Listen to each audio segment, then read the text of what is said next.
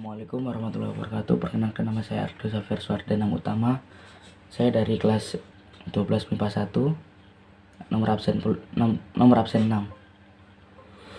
Di sini saya akan menjelaskan tentang dui fungsi ABRI. Dui fungsi ABRI adalah politik Indonesia pasca kemerdekaan.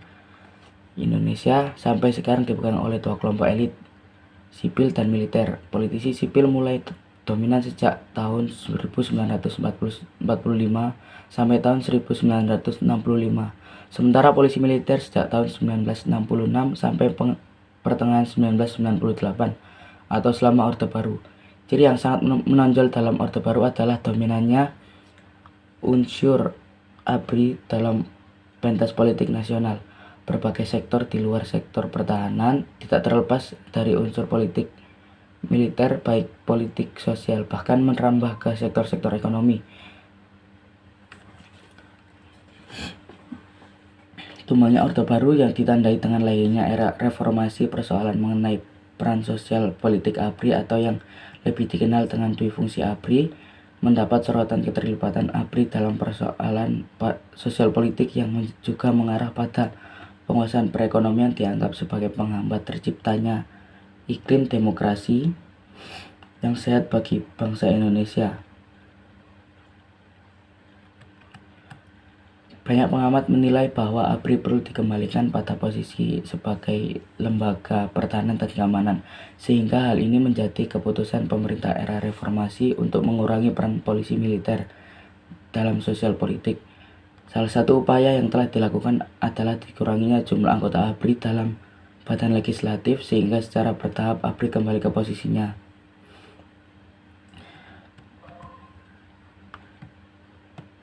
Keterlibatan ABRI dalam bidang sosial politik.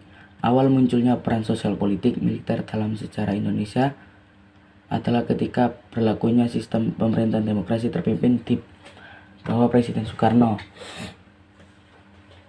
Periode demokrasi terpimpin berjalan dari 19 Juli 1959 sampai September 1965. Sementara dua sistem pemerintahan sebelumnya, RIS dan demokrasi konstitusional atau demokrasi liberal yang paling dominan mengendalikan pemerintahan adalah politisi sipil. Pada tahun 1945 sampai 1949 merupakan masa revolusi melawan percobaan menjajah kembali Republik Indonesia oleh Belanda melalui tentara sekutu.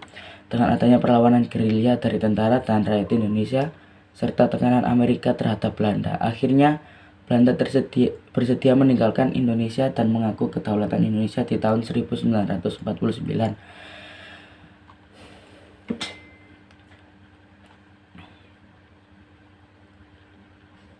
Kemudian federasi dihapus dan diganti dengan Negara Republik Indonesia Serikat atau RIS. Ciri dari periode ini adalah adanya kemerdekaan berpolitik dengan mendapat kebebasan mendirikan partai politik, sehingga mendirikan partai politik ini setelah dikeluarkan maklumat pemerintah pada tanggal 3 November 1945.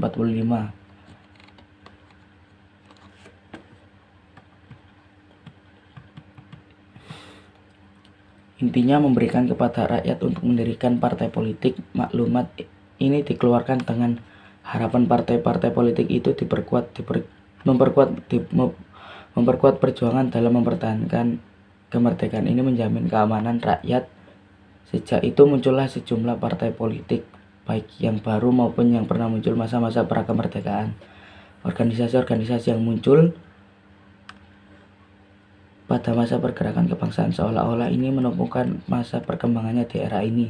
Dengan demikian dapat dikatakan bahwa di era ini yang memegang kendali politik adalah para politisi sipil ABRI yang pada masa belakangan mewarnai struktur politik Indonesia pada masa ini yang tidak memiliki peran politik.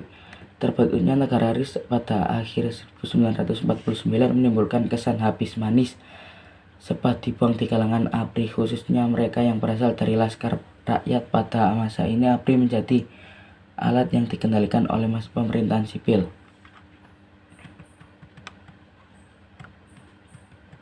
Pada tahun 1949 sampai 1957 sistem politik Indonesia disebut demokrasi liberal. atau demokrasi konstitusional. Sistem ini didasarkan pada UUDS atau Undang-Undang Dasar. Sementara dari segi perkembangan partai politik, periode ini tidak berbeda dengan periode sebelumnya, di mana adanya penekanan pada demokrasi, kedaulatan rakyat, kebebasan berbicara dan pers, serta tertib hukum dan sebagainya. Pemerintah dikuasai oleh elit sipil. Partai politik dipandang sebagai lembaga masyarakat yang terpenting bagi partisipasi rakyat dan dalam kehidupan nasional. Sistem politik ini menandakan adanya minat pemerintahan untuk menciptakan negara Indonesia lebih demokratis dengan memberikan kesempatan seluas-luasnya kepada rakyat Indonesia untuk mendirikan partai politik dengan banyaknya partai politik. Sekian dari saya. Wassalamualaikum warahmatullahi wabarakatuh.